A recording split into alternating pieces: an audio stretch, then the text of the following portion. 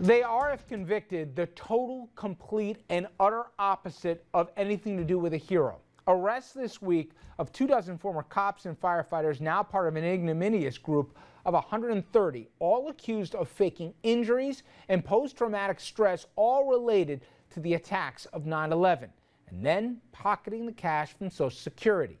One cop reported he was so bad off he couldn't even go outside. He was so traumatized. He got $175,000, and then they caught him photographed on a jet ski, pretty prophetically, with his two middle fingers up in the air. Well, he got so much as $500,000 for his troubles, and their total take here, all told, these folks, $400 million bucks, money that did not go to the real heroes and first responders who obviously needed it so much. So how do the real victims and heroes of 9/11 feel about stories like these?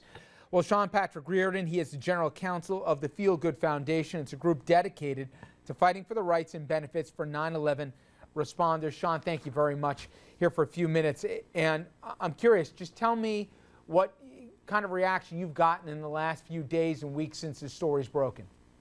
Outrage. Bottom line is, Rich, that the first responder population, if these accusations are proved to be true, are outraged. The World Trade Center and the rescue, recovery, cleanup efforts thereafter should in no way be used to bilk the Social Security system or any other disability system. So those thousands of individuals that unfortunately became ill after 9/11 and rightfully claim the Social Security disability benefits are clearly outraged and want these individuals prosecuted to the fullest extent of the law if these allegations are true.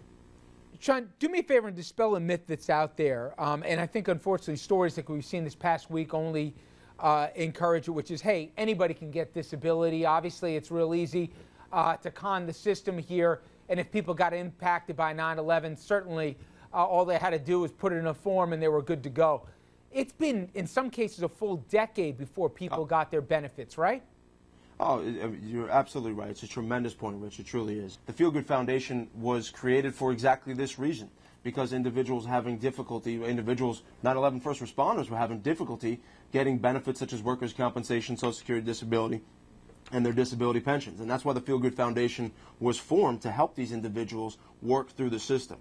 And a system such as Social Security disability is actually a very complex system, and you have to jump through a lot of red tape to actually get the benefit that you're entitled to. There is an application process, there's hearings before judges. The Social Security benefits are in no way easy to obtain, and that's why individuals such as myself, attorneys, represent people in Social Security court. They're definitely not easy, and this was not an easy scam to pull off if it is in fact what they did. And let's be clear, a lot of the people you represent are people on the job. You're talking about cops, you're talking about firefighters, EMTs, emergency responders who were there on ground zero in the days, weeks, months after this. I've spoken to some of the members. The idea, first of all, that someone would do this, but the idea that it's some of their brothers and sisters, whether it be in the FDNY or the NYPD, that they would be part of some elaborate con to not only bilk the system, but to claim that they were there or that they even lost loved ones that were never even near ground zero through attacks of the terrorists. I just find, beyond, forget it, unconscionable. I just don't know how people sleep with themselves to try and pull that off when they saw all the pain that happened in their own departments. Yeah, I fully agree with you. Again, if these allegations are true, these individuals shouldn't in no way be let off the hook for their reprehensible behavior. Their behavior should not reflect in any way the vast, vast majority of first responders who went down to ground zero, who sacrificed their own health, their own futures, and now are sick and rightfully obtain Social Security disability. What I'm most afraid of is that the general population is going to see this and say, hey, listen, these individuals are all scammers. They all just want to try to get over on the Social Security Administration or any disability fund. And the fact of the matter is, that's not true. This is a small subset of people that was represented, again, allegedly, by one individual who, it appears, was submitting fraudulent documents and potentially fraudulent testimony. But that in no way actually should be put onto the greater 9/11 population because there's a lot of truly sick individuals who sacrifice themselves, their health, their family's future to be down there at ground zero. And Sean, that was the final point I really wanted you to make. And give an idea, if you can, and put a face on this. I've spoken to people who are since no longer with us that died of black lung from being down there. I've talked to people whose entire lives were turned over because of illnesses that literally made them bedridden for the final years of their life. So for people who look at, and we're not talking one or two, we're talking dozens and dozens who, if the allegations are true, not only have connection to the NYPD or the FDNY or emergency responders who were part of this whole scam, but real people, put a face on some of the lives that really were forever destroyed after 9/11 for being heroic and helping out in the recovery, that now risk being tainted by these crooks.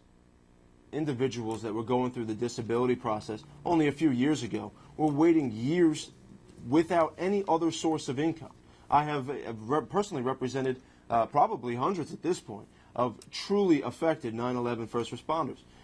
And they have gone through periods where they look to an organization like the Feel Good Foundation to make their monthly mortgage check, to pay their electric bill, to pay their heating bill.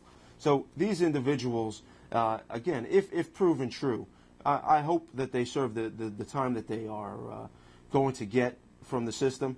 But please, don't in any way, anyone, take anything away from those individuals who gave so much down there. Yeah, and that's the point I really wanted to convey here today, and I think you did a great job with it. Sean Reardon, thank you so much for a few minutes. I really appreciate it. Thank you, Richard. Pleasure. All right. On the other side of the break, we're going to take a look at some legal issues, bringing our all-star panel, including the case of Kerry Kennedy today. It was in court. We're going to talk about her argument and whether or not it holds up in the eyes of the law. Stay with us.